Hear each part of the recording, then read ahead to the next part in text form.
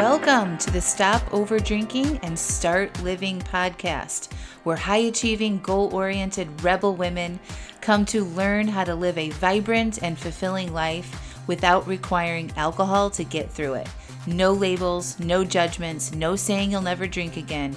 Just real proven methods to help you stop rebelling against yourself with alcohol so you can drink less and do more. I'm your host, Angela Mascenik. Let's dig in.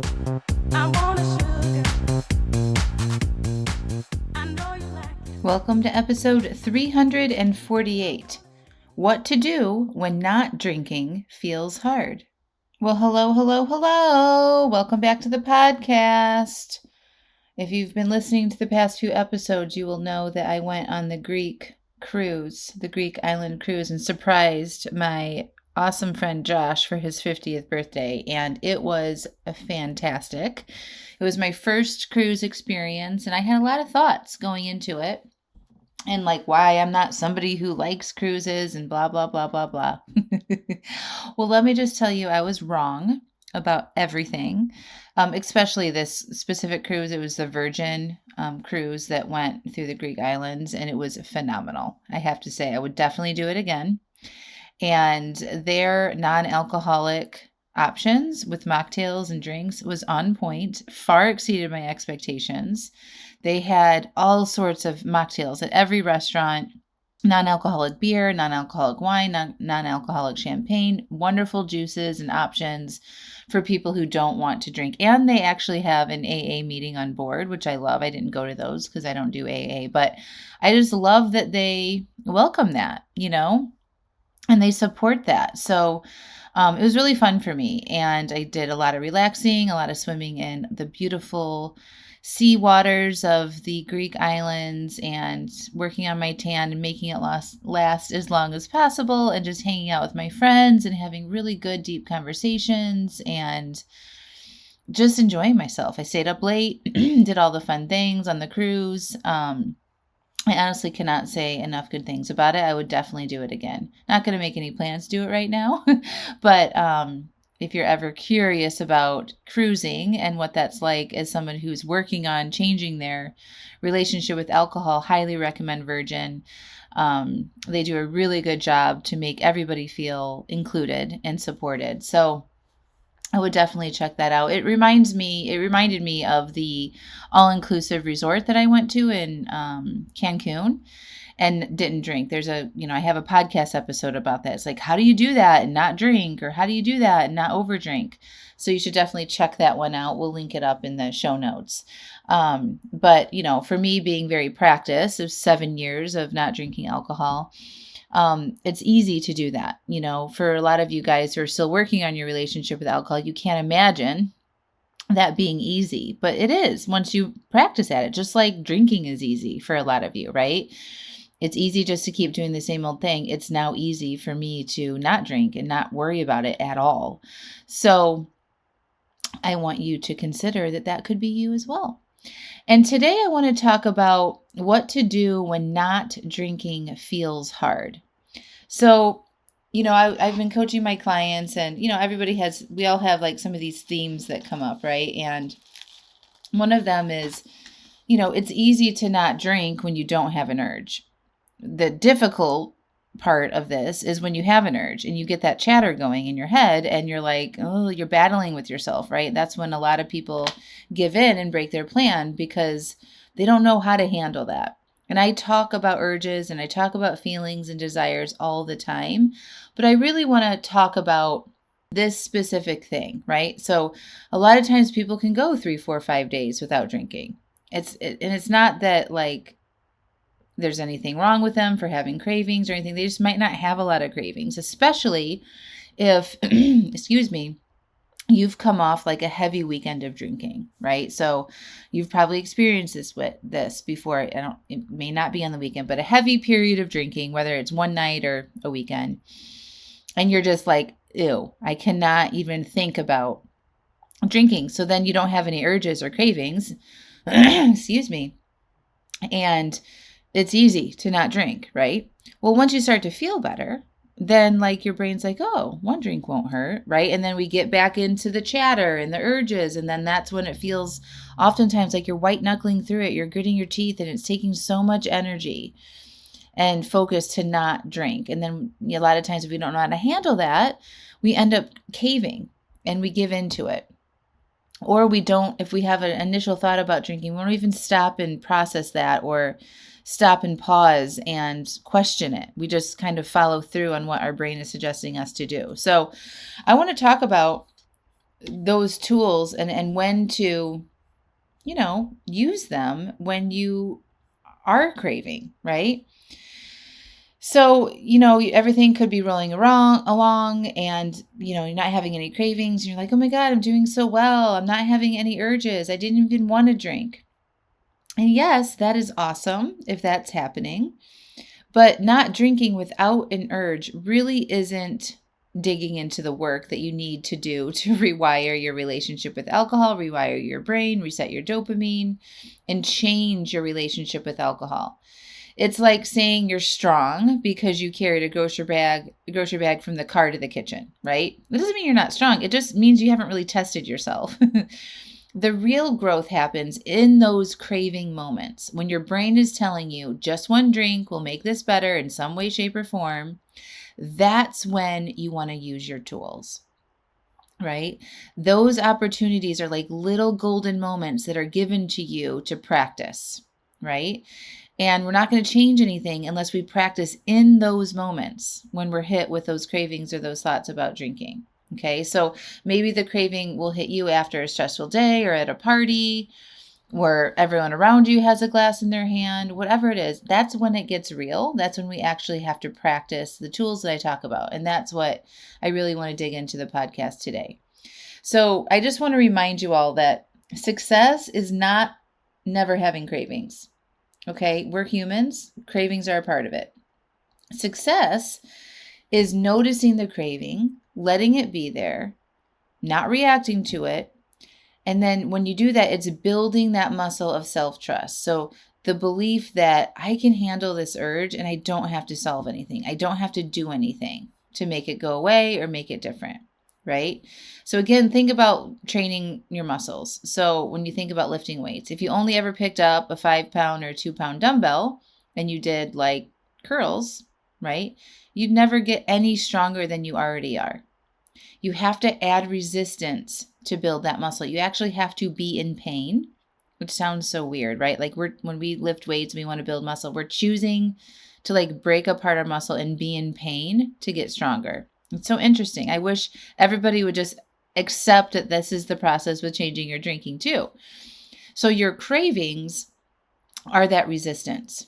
So every time you sit with one, every time you allow it to come and you process that and you notice it and you breathe through it without pouring a drink, without giving into it, you are building your strength. And sometimes that feels hard, right? That can feel painful, right?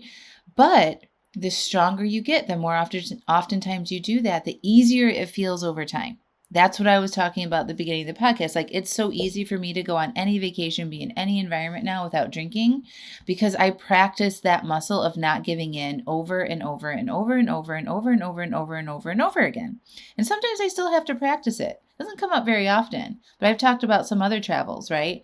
I was on my Vietnam retreat and everybody poured a glass of champagne around the table on our first night getting together. And I sat there and I noticed feeling like I was feeling left out. And it lasted about 30 seconds. It was uncomfortable. It wasn't the worst thing I've ever experienced for sure. I've definitely had harder urges and moments like that.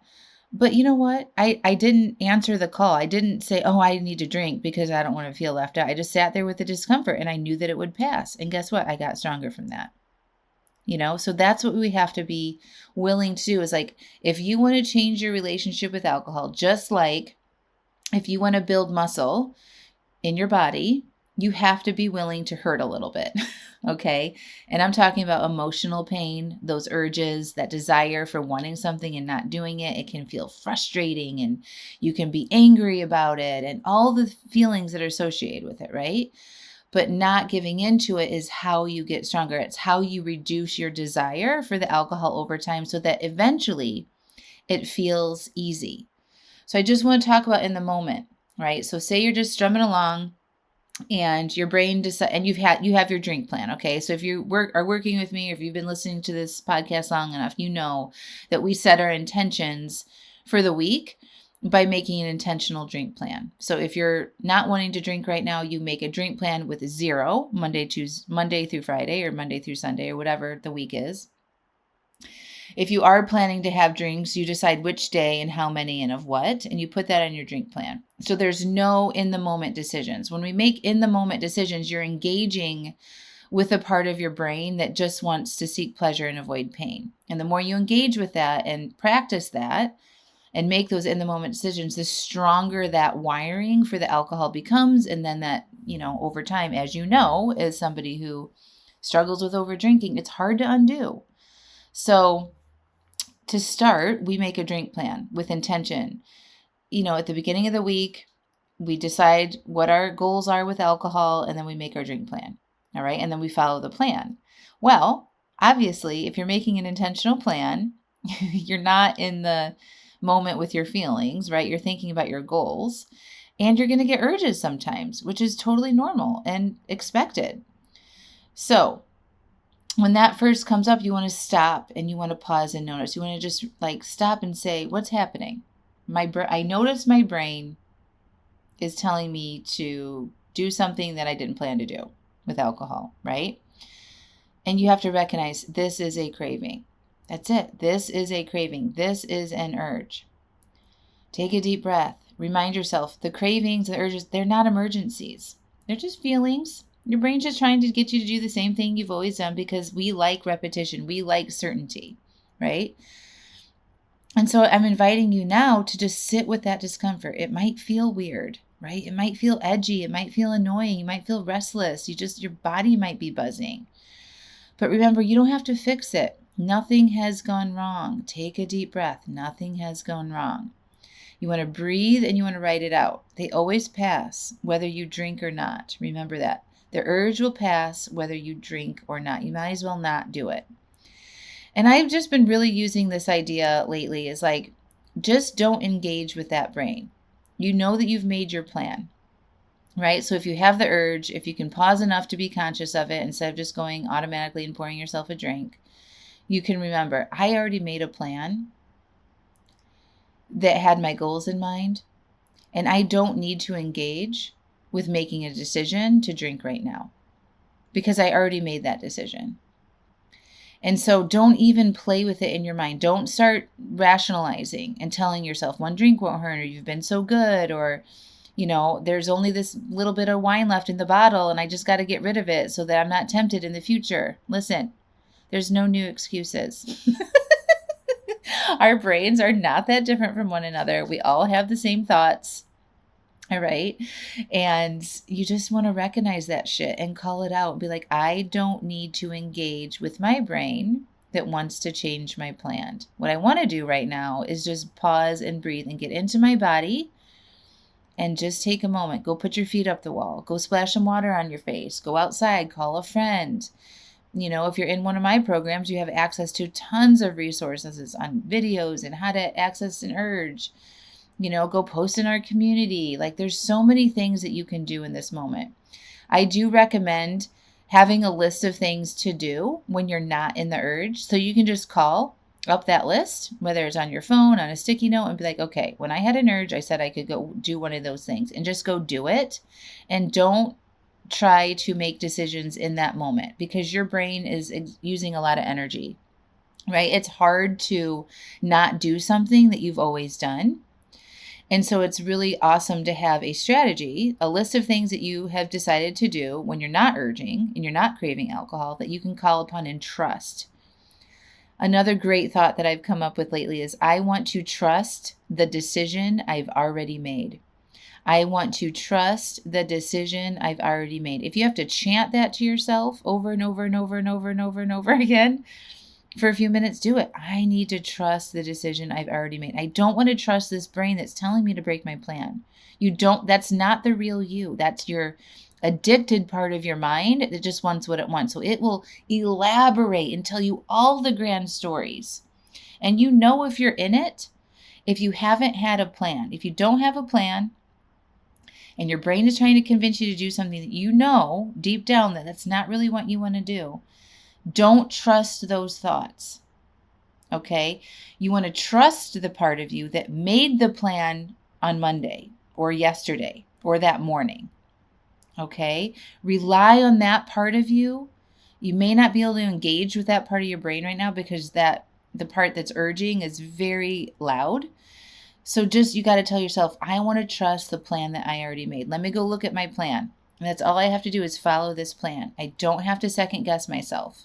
I already made a decision. Let me sit here and breathe.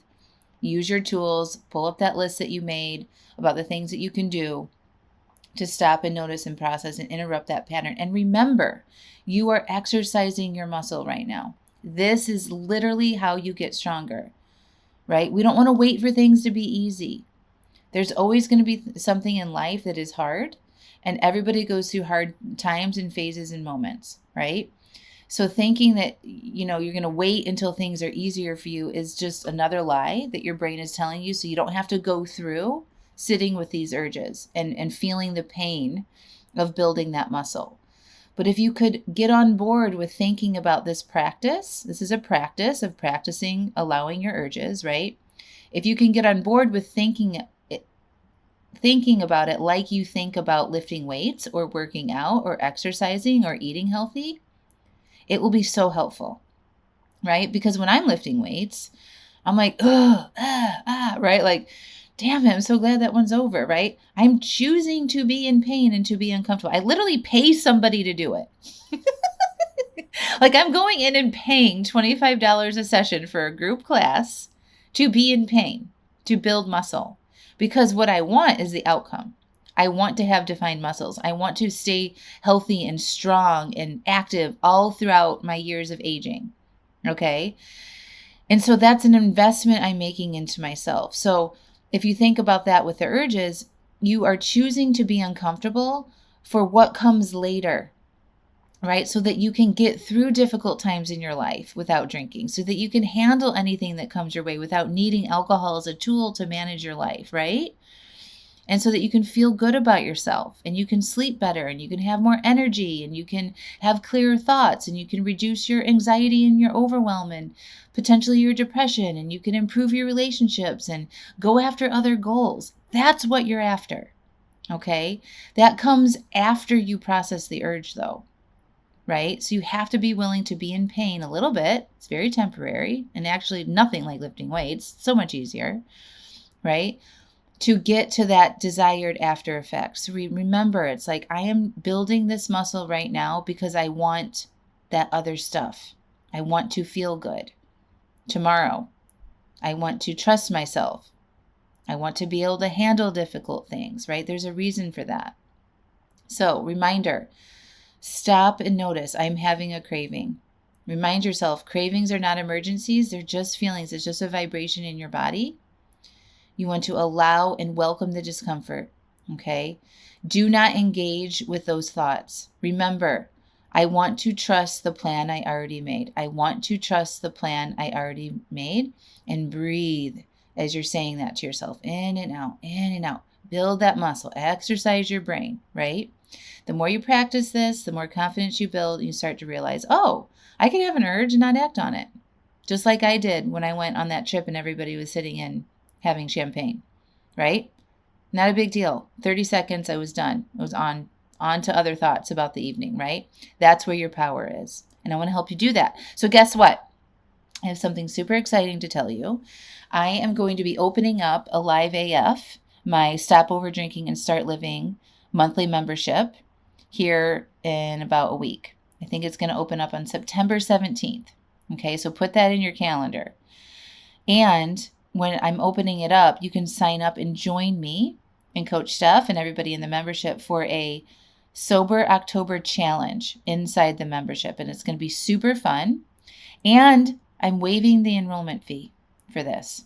I'm only opening up to join September 17th through October 1st. So it's about a 2-week window where you can join without that enrollment fee of $100. So it's $97 to join. And then for October, we're doing the Sober October Challenge. And every day for 31 days, Coach Steph and I are coming live inside the membership. And we're going to give you a prompt of the day, a lesson of the day, and coach you and teach you for 30 minutes every day for 31 days in a row. I'm creating a special workbook to go with the challenge and go with the daily prompts. And we have a little challenge section inside the membership where you post your answers to the questions that we're giving you, and you engage with the community, and you ask for help, and you give support. And we're going to have weekly prizes, and you'll have access to all the other things inside the membership as well. So I'm super excited about this. This is the only time I'm going to be opening up the membership for the rest of the year. So just to recap that, it's going to be $97 to join for the Sober October Challenge, where you commit to doing 30 days without alcohol. You will have daily live support from Coach Steph and I with a 30-minute meeting every day. The times range. They will be recorded. You're going to have a workbook. You're going to have a community. There's going to be prizes. It's going to be super fun. Think about like Wine-Free Workweek Challenge that I've done for 31 days in a row. Okay, we're going to keep it easy. You're going to follow along in the workbook. Every day we're going to be talking about the prompts in the workbook to keep it super easy and for you to follow along. You're going to be applying these tools that I'm teaching you. You're going to be reinforced with the community. We're going to make it fun and motivating by offering prizes for the people who show up and participate and help support the other members. You do not want to miss this. All right, and then if you want to stay in the membership after that, you'll just be automatically billed after 30 days, and you'll be in the membership for as long as you want. So stay tuned. If you're not on my email list, I want you to go over there today and get signed up. Just go to angelamascenik.com, and then on that front page, it said there's a little space that says get my Start Here guide. You enter your email address. I'll send you this awesome free guide that I made. Okay. And then you'll be on my email list. And then you'll be the first to know when the website opens for you to enroll into this Sober October Challenge inside of Live AF. It's only going to be open September 17th through October 1st. So as soon as you get that email, if you're on my email list, you got to sign up if you want to do it. All right? I'm super excited about it. I've been working on it. And Coach Steph and I have a lot of fun ideas to keep it very lively and doable and engaging. We don't do shame inside of our program. So, if you want to do it and you're worried about failure, please just come and do it. We will teach you how to fail and make that a learning moment so that you can learn and apply and do better next time. That's part of the process. We don't expect everybody to be perfect. But if you know that you've been on a cycle of over drinking and you've tried maybe making drink plans and you're not sticking to your planned amount, and you have an inkling that a 30-day break would be a good thing for you, come and join. All right. And if you're inside the membership already, you don't have to do it. You are welcome to do it. We want you to do it, but you don't have to. So what I love about the Alive AF membership is you really get to choose your own adventure. You can do longer breaks. You can make drink plans, and we're going to support you no matter what your goals are. However, for the 30-day Sober October Challenge, we really want to support people who want to take a 30-day break. So there's not going to be any damp Octobers or, I'm going to make this exception here and there. We want people in there doing the challenge who want to take a 30-day break. So all that to say, if you have any questions, you, of course, can email us at hello@angelamascenik.com. But stay tuned. I'll be mentioning on the podcast again next week when the website is live.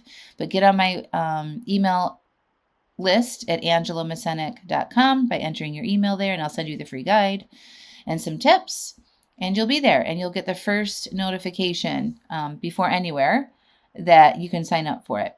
And this is the only open enrollment I'm doing for the rest of the year, and it doesn't have that. Normally we have $100 sign-up fee, but we're waiving that for this challenge. All right, my friends, you got this. Practice your urges. This is where you're going to build your strength for the future. Bye for now.